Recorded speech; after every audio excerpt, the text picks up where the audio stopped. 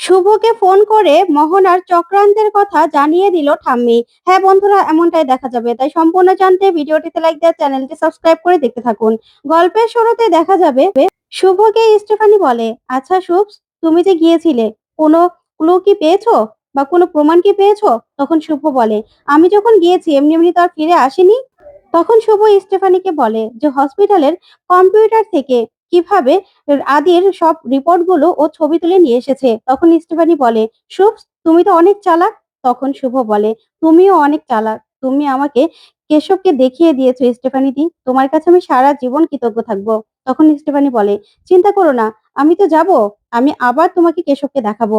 তখনই শুভ বলে, না না, প্রতিদিন তো আর এরকম কোনো অবস্থা হবে না, কিন্তু আমাকে এরকম কিছু করতে হবে যাতে আমাকে আর দূরে থাকতে না হয়। আমাকে কিছু একটা করতেই হবে, যত তাড়াতাড়ি সম্ভব। তখন স্টেফানি বলে, আচ্ছা, তুমি কি কিছু জানতে পেরেছো? তুমি কি কোনো ক্লু পেয়েছো শুভ? তখন শুভ বলে, হ্যাঁ হ্যাঁ, আমাকে তো খুঁজে বের করতেই হবে। আমার মনে হচ্ছে ওই মোহনা কিছু একটা গন্ডগোল তো পাকাচ্ছেই। তখনই দেখা যাবে মোবাইলটা নিয়ে নেয় শুভ, আর সে আদির রিপোর্ট গুলো দেখতে থাকে। ওইদিকে দেখা যাবে ডোনা পূরবীকে বলে, ছোট কাম্মা, বলো না, তুমি যে মোহনাদির সঙ্গে কথা বলবে বলেছিলে। তখনই মোহনা তাকিয়ে থাকে। তারপরে মোহনা বলে, তোমরা কি আমাকে কিছু বলতে চাও? তখন ডোনা বলে, যাও না ছোট কাম্মা। তখনই পূরবী মোহনার কাছে যায় আর গিয়ে বলে, মোহনা, তোমার যা যা লাগবে তুমি কিন্তু তা এখান থেকে খেয়ে নিও, ঠিক আছে? আর কিছু লাগলে আমাদের বলো। তখন মোহনা বলে, হ্যাঁ হ্যাঁ, কোনো সমস্যা নেই, কিন্তু তুমি আমাকে কিছু বলতে চাও? তখনই পূরবী বলে, হ্যাঁ, আসলে একটা কথা বলতাম। তখন মোহনা বলে, বলো না, কি বলতে চাও? তোমরা আমাদের এত খেয়াল রাখছো আমার, আর তোমার জন্য আমি কিছু করব না, বলো না। তখনই পূরবী বলে, আসলে মোহনা, তুমি তো জানো আমার ছেলেটা, ওই যে তুলি অসুস্থ, হসপিটালে আছে। সেখানে আমার ছেলেটা দিন রাত পড়ে আছে। আমার না আর ভালো লাগছে না।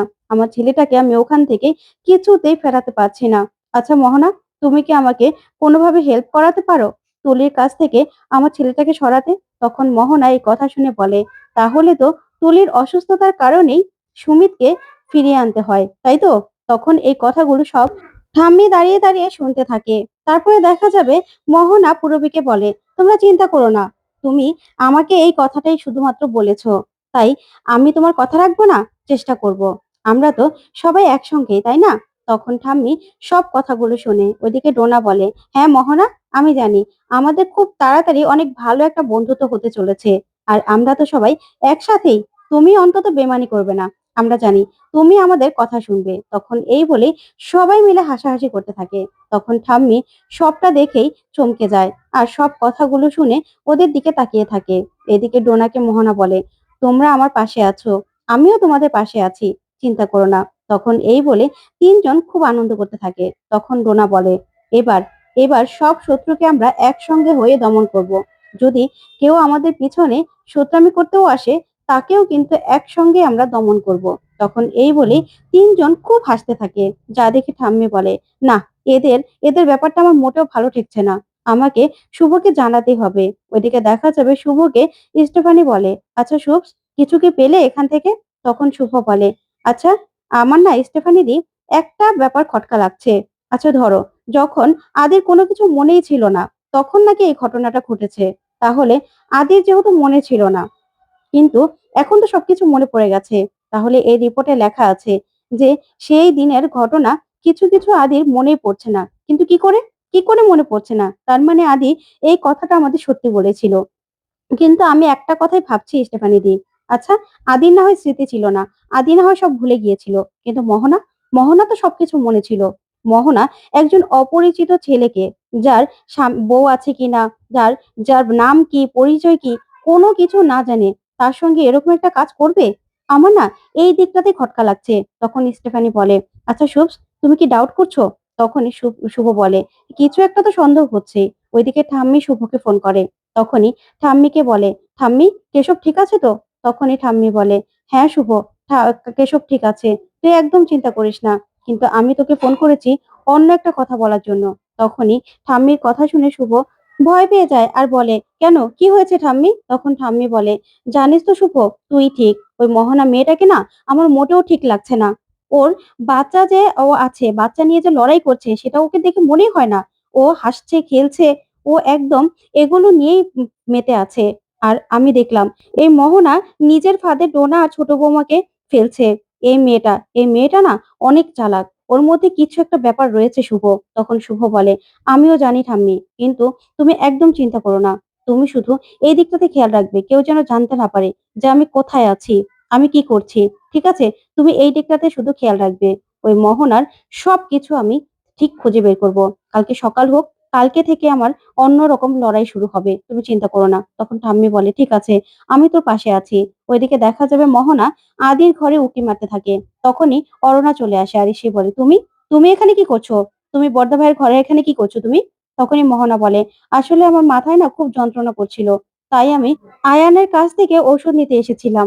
তখনই অরুণা বলে, কেন? বড়দা ভাই ছাড়া এ বাড়িতে কি আর কোনো মানুষ নেই? তুমি তো যে কাউকে বলতে পারতে, আমাকেও তো বলতে পারতে। আর তাছাড়া বড়দা ভাই বাড়িতে নেই, ও বৌদি ভাইকে খুঁজতে গেছে। বুঝতে পেরেছো? আমি তোমাকে ঔষধটা দিয়ে দিচ্ছি, তুমি যে এখানে এসেছো, কে দিত তোমাকে ঔষধ? এই বলেই অরুণা সেখান থেকে চলে যায়। তখনই দেখা যাবে মোহনা মনে মনে বলে, আমার কাছ থেকে কত দূরে আর যাবে তুমি আয়ান? কোথাও যেতে পারবে না। আজকেই খুঁজে নাও না। আজকেই তুমি শুভকে খুঁজে নাও। তারপরে কালকে এমন কাণ্ড করব যে তুমি আমাকে ছাড়া আর কিচ্ছু চোখে দেখবে না। আর কাউকে চোখে দেখতে পাবে না। তারপরে দেখা যাবে সকাল হয়ে যায়। এদিকে শুভ নিজের ব্যাগপত্র গুছিয়ে নেয়। তখন স্টেফানি বলে, আচ্ছা শুভ, তুমি যে সিদ্ধান্ত নিয়েছো একদম ঠিক সিদ্ধান্ত নিয়েছো। তখন শুভ বলে, এছাড়া যে আমার কোনো উপায় নেই স্টেফানি দি।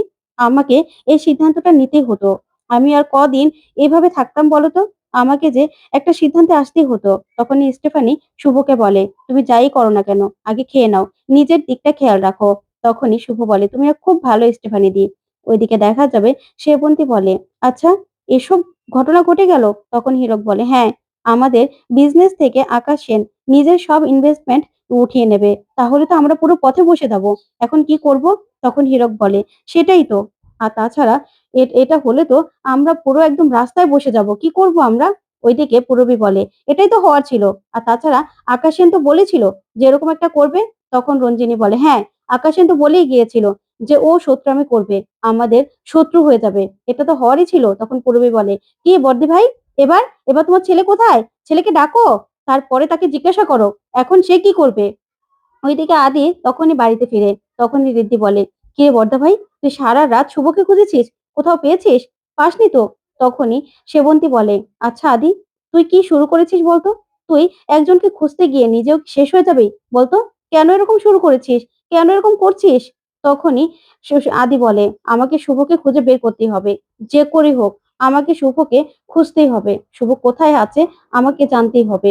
তখনই ডোনা আসে আর এসে বলে, ইস বর্দা ভাই, তোমার কানে তো অন্য কোনো কথাই যাচ্ছে না। কি করলো শুভদি? এরকম ভাবে চলে গেল, তোমার কথাও ভাবলো না? একবার তোমার কথাও তো ভাবতে পারতো। তখন পূরবী বলে, কি দরকার ছিল দেমাক দেখিয়ে বাড়ি থেকে ড্যান ড্যান করে বেরিয়ে যাওয়া? তখন হীরক বলে, তোমরা চুপ করবে? এই বাড়িটা না কেমন যেন ভাগ হয়ে গেছে। আমার না আর ভালো লাগছে না। একই বিজনেসের এই অবস্থা, তার মধ্যে তোমরা এসব কথাগুলো কেন বলছো? কেন বলো তোমরা? তখনই ঠাম্মি বলে, তা তো হবেই। বাড়ির ঘরের লক্ষ্মীকে তাড়িয়ে দিয়ে অলক্ষ্মী ঢুকলে এ বাড়িতে তো এমনই হবে। তখনই মোহনা এই কথা শুনেই চমকে যায়। তখন মোহনার দিকে সবাই তাকায়। তখন মোহনা এসে ঠাম্মিকে বলে, আপনি আমাকে এই কথা বললেন তাই না? আমাকে মিন করে এই কথা বললেন? তখন আদি বলে, মোহনা, তোমাকে মিন করে কেন ঠাম্মি এই কথাগুলো বলবে? হ্যাঁ, তুমি কেন এসব কথাগুলো বলছো? তখনই মোহনা বলে, আমি কি ছোট বাচ্চা নাকি আয়ান, যে আমি বুঝতে পারি না? উনি তো আমার কথাই বললো। আমি আসাতেই তো এত ঝামেলা সৃষ্টি হয়েছে, তাই তো? আচ্ছা ঠিক আছে, আমি বরং এই বাড়ি ছেড়ে চলে যাব। তাহলে আপনাদের শান্তি তো? হ্যাঁ, আমি মানছি যে আমার দাদা বলেছিল যে আমাকে আপনাদের দেখে শুনে রাখতে। আমার যদি কোনো সমস্যা হয়, দাদা সেটাতে স্টেপ নেবে। ঠিক আছে, সেটা নিয়ে ভাববেন না। আমি আমার দাদাকে কিছুই বলবো না। আমি এই বাড়ি ছেড়ে চলে যাব। তাহলে আপনারা সবাই শান্তি পাবেন তো? আমার কথা আপনাদের কাউকে ভাবতে হবে না। তখনই রঞ্জিনী এসে মোহনাকে বলে, না না মোহনা, তুমি কেন যাবে? তুমি কোথায় যাবে? তোমার যাওয়ার কোনো দরকার নেই। আর তাছাড়া তুমি তো আদি সন্তানের মা, তোমার তো এই বাড়িতে থাকার অধিকার আছে। তুমি কেন যাবে বলো তো? আর তাছাড়া তুমি চলে গেলে তোমার দাদা আবার টাইটাই ভিজিট করতে এই বাড়িতে চলে আসবে। না, তোমার যাওয়ার কোনো দরকার নেই। তখনই আদি বলে, আমার না এসব আর ভালো লাগছে না মোহনা। এসব যন্ত্রণা আমার আর সহ্য হচ্ছে না। তখনই পূর্বী মোহনাকে বলে, আচ্ছা মোহনা, তুমি কেন যাবে বলো তো? কেন যাবে? তখনই দেখা যাবে অরুণা বলে, আচ্ছা, শুভদিও তো প্রেগনেন্ট, ওর বাচ্চার কি হবে তাহলে? ওর বাচ্চার কথা তো কেউ ভাবছে না। তখন শিরিন বলে, না না, আমরা তো সবাই চাই সে চলে আসুক। চলে আসুক এখানে। ওইদিকে দেখা যাবে শুভ আকাশ সেনের অফিসে যায়। তখন আকাশ শুভকে দেখে চমকে যায় আর বলে, "শুভলক্ষ্মী আপনি এখানে? হ্যাঁ, আমি শুনেছিলাম আপনি নাকি বাড়ি থেকে বেরিয়ে গেছেন।" তখনই শুভ বলে, "হ্যাঁ, আমি নদিয়া ফিরে যাচ্ছি।" তখন আকাশ বলে, "কি বলছেন আপনি?" তখন শুভ বলে, "হ্যাঁ, আপনি তো আর কোনো পথ খোলা রাখেননি আমার জন্য। আপনি আপনার নিজের বোনকে জায়গা করে দিতে গিয়ে আমার জায়গাটাতে শেষ করে দিয়েছেন মিস্টার সেন। আমার জায়গাটা আপনি কেড়ে নিয়েছেন। আপনার নিজের বোনের কথা ভাবতে গিয়ে আমাকে আপনি রাস্তায় নামিয়ে এনেছেন। সেটা কি আপনি একবারও ভেবে দেখেছেন?" তখনই শুভর কথা শুনে আকাশ খুব কষ্ট পায় আর শুভর দিকে তাকিয়ে থাকে। তো বন্ধুরা, এবার কি আকাশ নিজের ভুলটা বুঝতে পারবে? তোমাদের কি মনে হয়? অবশ্যই কমেন্ট করে জানাও। ধন্যবাদ।